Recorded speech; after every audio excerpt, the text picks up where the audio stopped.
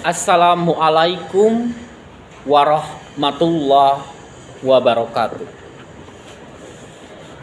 Wahai sahabat inspiratif, murid-muridku yang baik, mahasiswaku yang serbanggakan, bertemu kembali dengan Serdedi Official.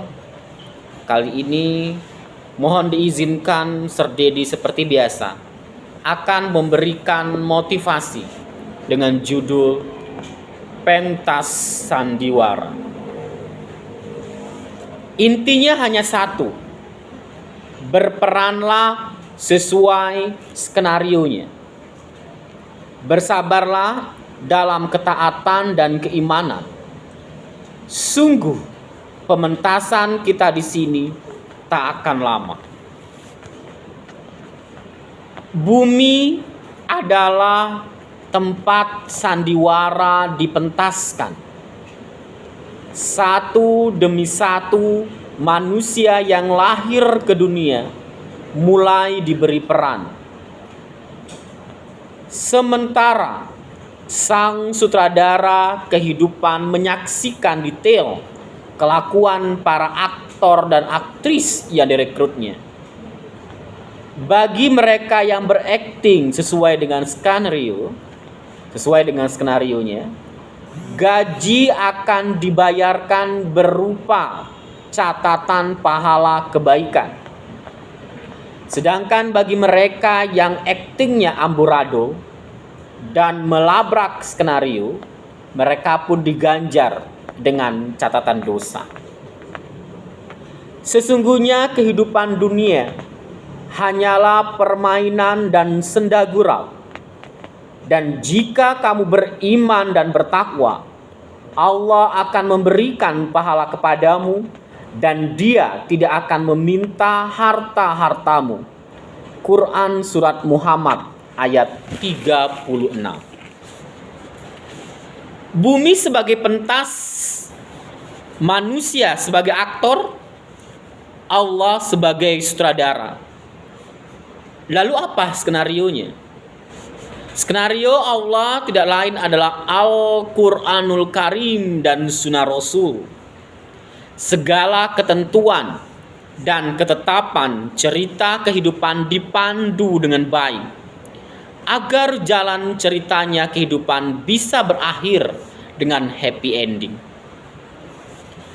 Saudaraku, sahabat inspiratif, murid-muridku yang baik dan mahasiswaku yang serbanggakan, sesederhana itulah hidup.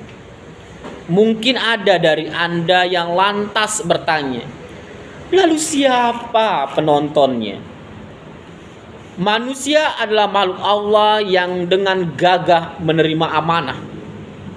Padahal di dunia ini ada begitu banyak makhluk lain yang ketakutan saat Allah menawarkan amanah. Mereka lah yang menjadi penonton kita.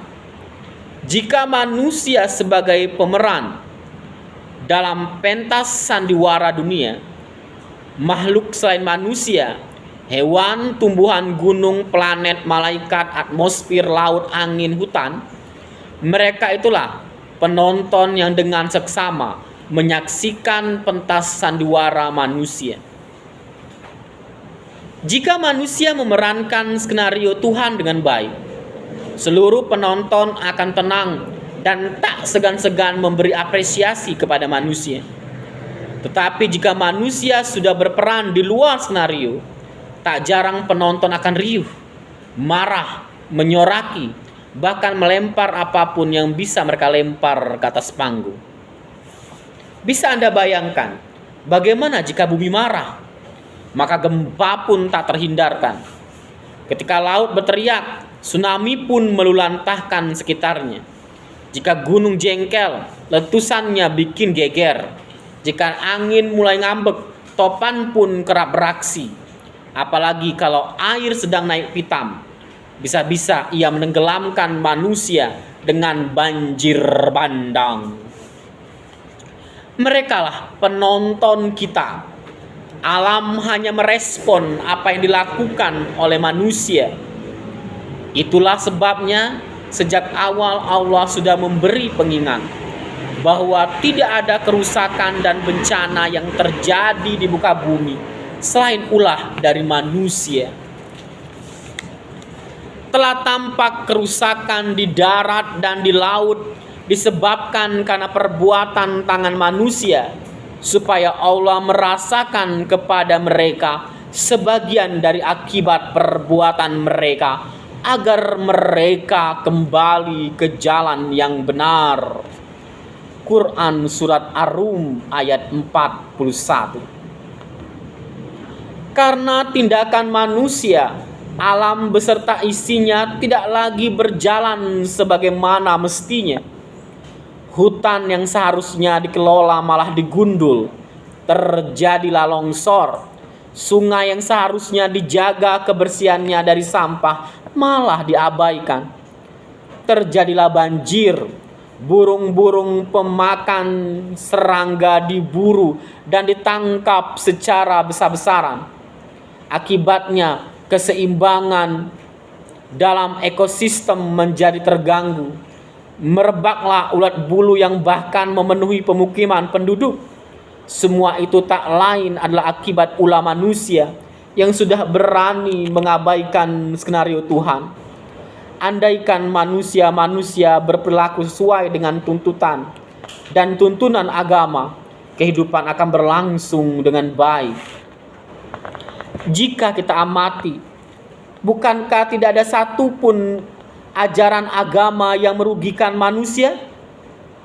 Allah menyuruh kita sholat, dan sains membuktikan betapa hebatnya pengaruh sholat bagi kesehatan dan raga jiwa manusia.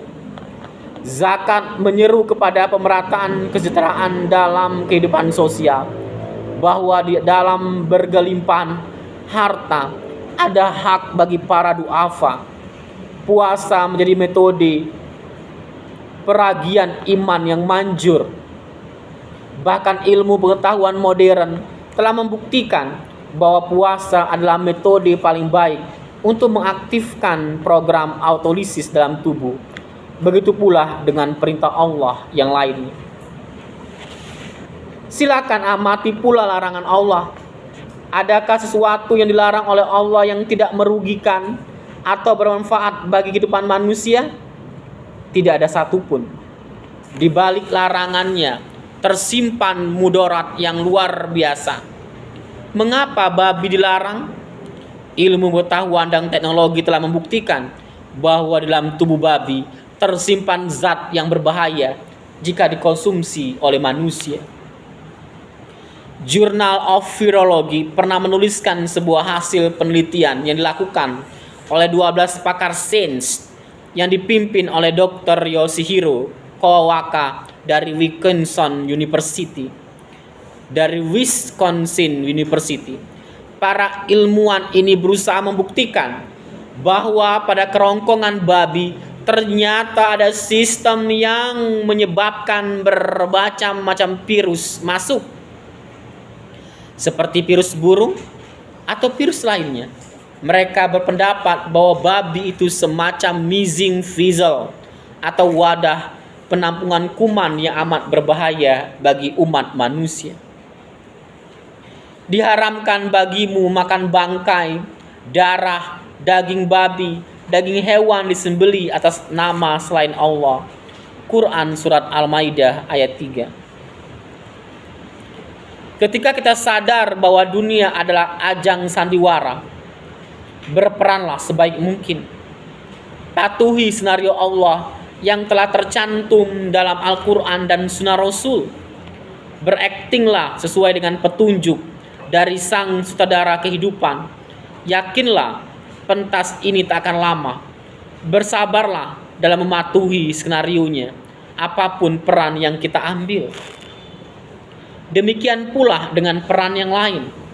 Intinya hanya satu, berperanlah sesuai skenarionya. Bersabarlah dalam ketaatan dan keimanan.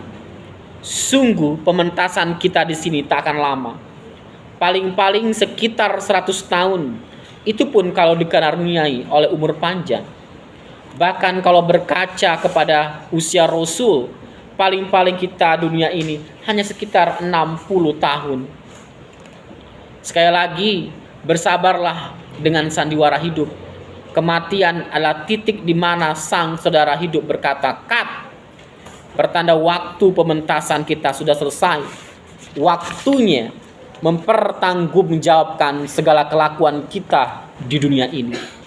Waktunya menerima gaji surga atau sanksi neraka. Walau alam bisawab.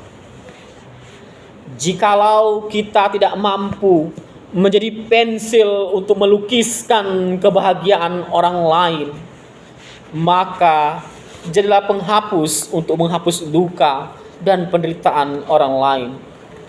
Jikalau kita tidak mampu menggunakan tenaga kita, finansial kita, ataupun juga harta kita, maka paling tidak gunakan lisan kita untuk bisa mendoakan orang-orang dengan doa yang baik. Karena sesungguhnya doa yang kita panjatkan kepada orang lain yang baik itu akan kembali kepada kita sendiri. Jikalau tangan kita pendek untuk membantu orang lain, maka panjangkan lidah kita untuk bisa mendoakan orang lain dengan baik. Berperilakulah sesuai dengan skenario ini, karena dunia ini adalah panggung sandiwara. Terima kasih. Wassalamualaikum warahmatullahi wabarakatuh.